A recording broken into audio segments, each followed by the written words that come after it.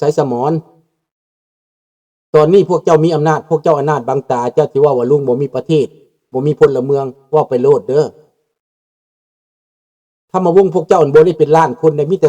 น้อยๆนึงได้คอยบอกไว้ก่อนท้องสิงบ่สิมาต้านพวกเฮานั่นน่ะสายสมรพวกเจ้าสิต้านอยู่บ่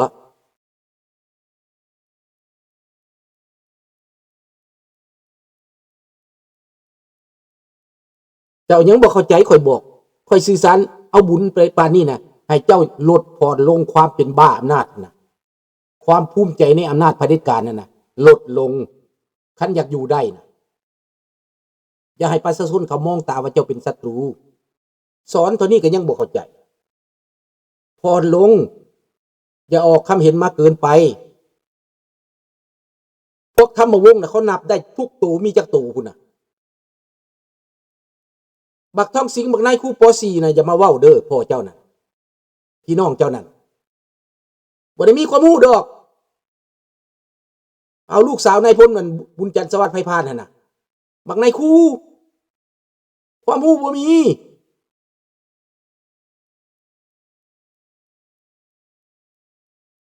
ประเทศชาติมีความเดสันติภาพความสงบของมันน่ะฟังเอามันก็บอกออกมาเลยดิพวกเจ้าฮู้แล้วบ่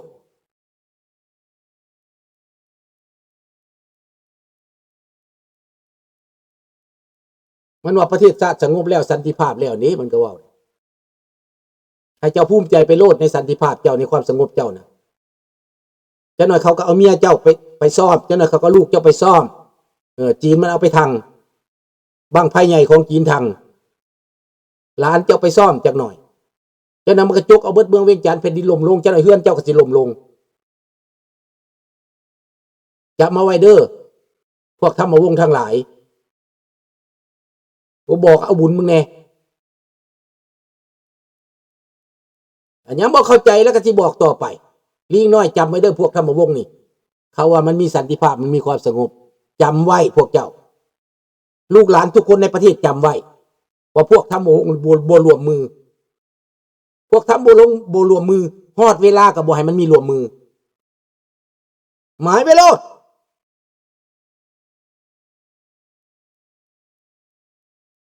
มันมีจักครอบครัวของธรรมวงศ์ไหลเบิงเบิดประเทศนั่นน่ะฮอดบ่พันคน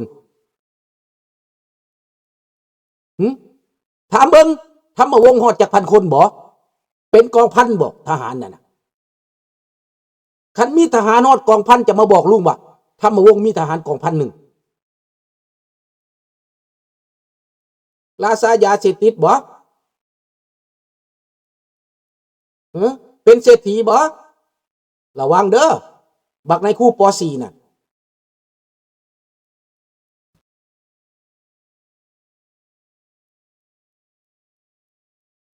บักในคู่ป .4 บักทองสิงนั่นเป็นยังสิบ่ฮู้ลูกเคยในพลบุญจันทร์สวัสดิ์ไพพาน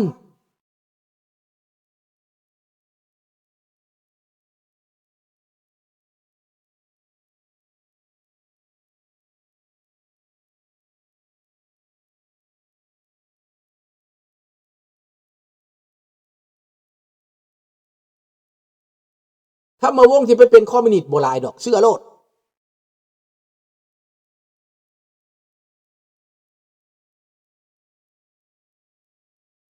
มีแต่ครอบครัวทองสิงเท่านั้นแหละคนอื่นสิเป็นหลายปานใดคอยประเมินได้เรื่องนี้นะไก่สอนก็บ่มีฮอด100ครอบครัวเสือนี่แค่หัวขอดอันนี้นะ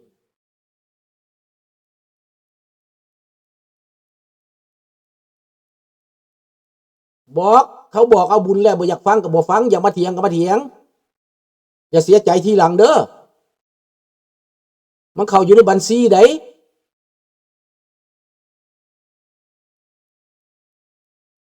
จะสิว่าใส่ให้ก็ใส่ให้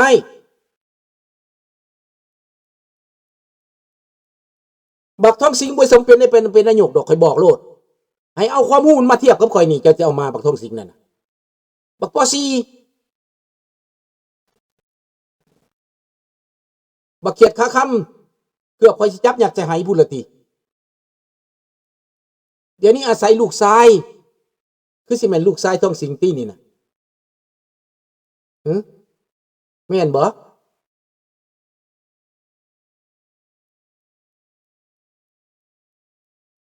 มักจุมมะลิให้คักป.2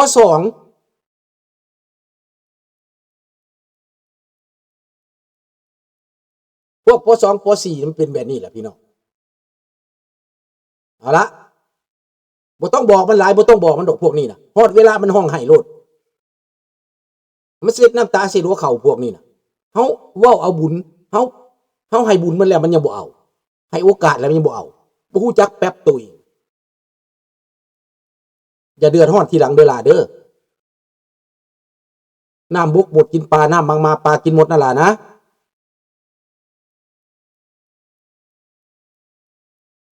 โอกาสบ่เอาบ่เปลี่ยนใจบ่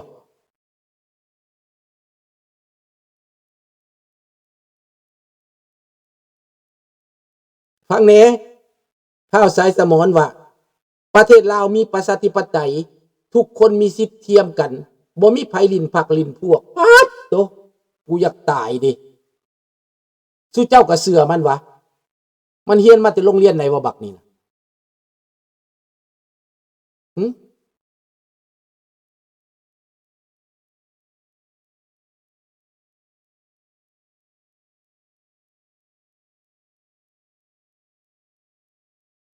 ยังกะอย่าทำมาวงอื่นบ่เกี่ยวแต่ทำมาวงของท้องสิงนี่นะมันบ่มีฮอดพันครอบครัวดอกเบิดประเทศบ่มีพันครอบครัวเสือนี่แต่เขาก็บ่ได้มักน้ำมันอีกถ้ามาวงอยู่นอกเนี่ยเขาก็บ่เอาอีกเขาหนีตายคือกันพวกนี้นะเข้าใจถ้ามาวงบ้าอำนาจก็มีแต่เดียวนั่นแหละบักท้องสิงเตี้ยนั่นแหละกับลูกชายมันนั่นแหละที่ยักยอกเงินนั่นน่ะ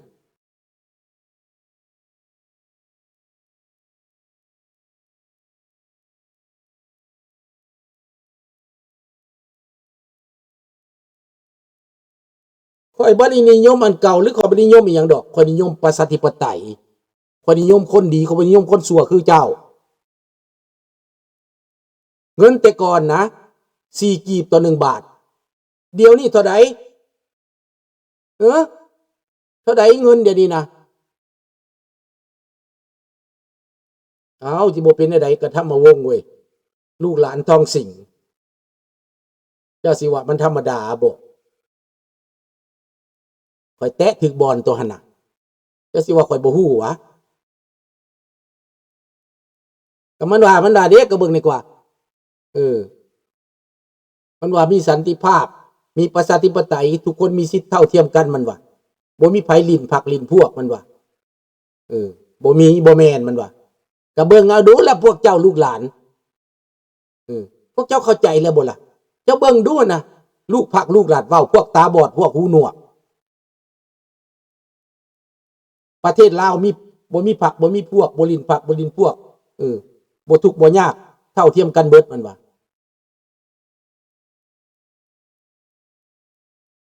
แม่นลูกชายท้องสิงแม่นบ่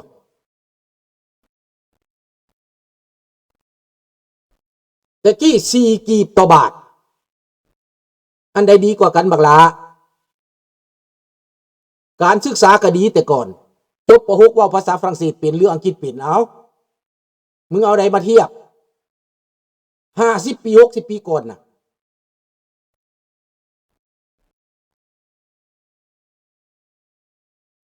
นี่แหละตระกูลค้ายาเสพติดนี่แหละขึ้นบัญชีไว้โลดลูกหลานให้จดบัญชีไว้โลด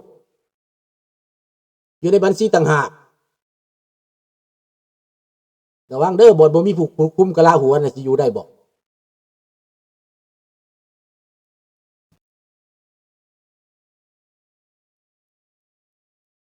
ลูกหลานจดแต่บัญชีโลดคันผู้ใดบ่ฟังน่ะเตือนแล้วบ่ฟังอย่าว่าเด้ให้โอกาสแล้วบ่เอาอย่าว่าเด้เออ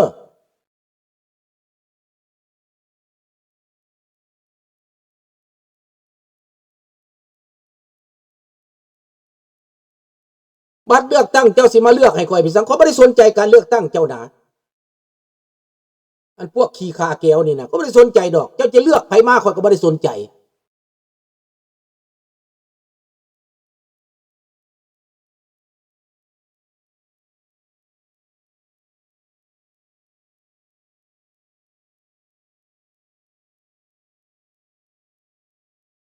ประชาธิปไตยจอมปลอม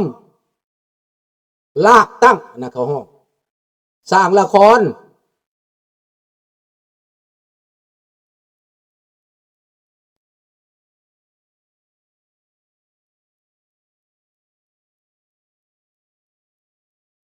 นะ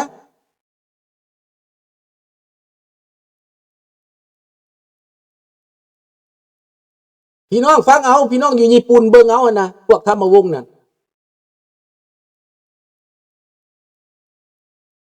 มันว่าเลือกตั้งนี่พอเราเห็นว่าโรงละครตี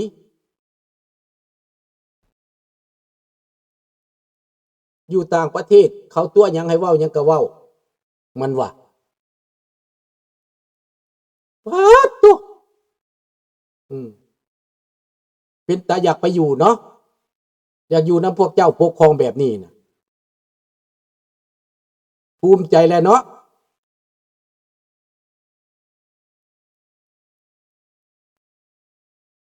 ประเทศเจริญหลายจนคนลาวไปเฮ็ดเวียกอยู่ไทยเป็นล้านตาไปอยู่ไสสายสมอนตาเจ้าไปอยู่ไสตาบ่ได้บอดตีเนาะ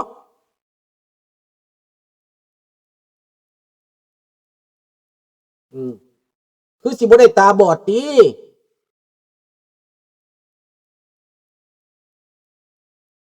ประเทศลาวดีหลายจนคนลาวบ่อยากอยู่ประเทศหนีไปอยู่เมืองไทยเบิด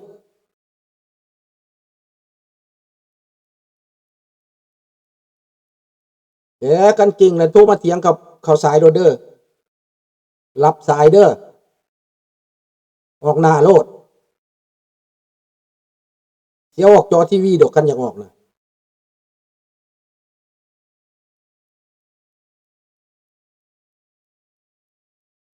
เห็นบ่สายสมอนอยากตอบโต้เก่ามาโลดให้โอกาสตอบโต้อยู่ตอบโต้เทศรัฐบาลแทนบักทองสิงเตี้ย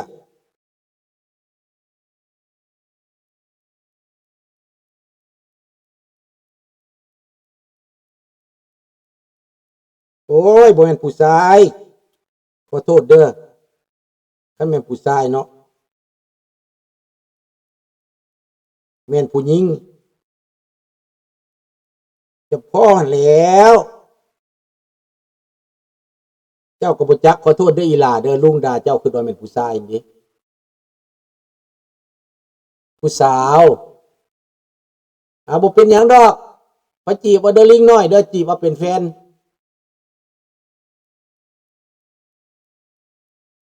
เขาบ่ฮู้จักเด็กน้อยเถียงไปเสียเวลาซื่อๆเนาะ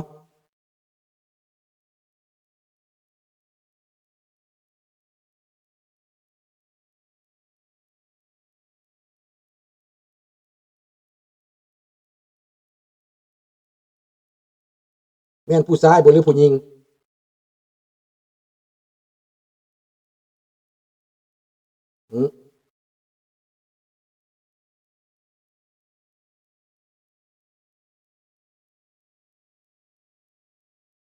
ผู้หญิง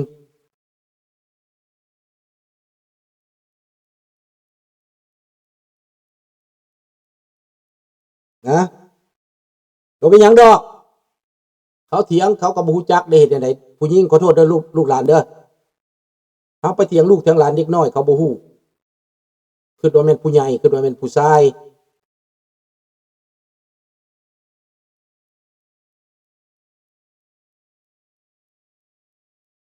อันนี้แล้วสิฮู้อีหยังคนซ้ำนี้น่ะเด้ออามิโกไปเอามาเฮ็ดเมียซะไปโอ้ยมีเมียแล้วเนาะผู้ใดบ่มีเมียไปเอามาเนี่ยเอามาต่างประเทศเนี่ย